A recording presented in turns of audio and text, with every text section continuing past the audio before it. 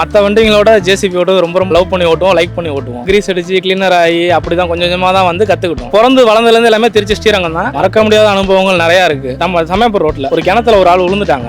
அவர் உள்ள விழுந்து அவர் மண் வந்துட்டு சரிஞ்சிருச்சு, மண்ணு சரிஞ்சு மாட்டிக்கிட்டாரு. இந்த இடத்துல ஜேசிபி மட்டும் இல்லைன்னா அவர் காப்பாற்றிருக்க முடியாது. ஏன்னா இன்னொரு பக்கத்து பள்ளம் பறிச்சு அவர் அந்த வழியாக தான் வெளியில் எடுத்தோம். அது மாதிரி ரிஸ்க்லாம் எடுத்திருக்கோம்.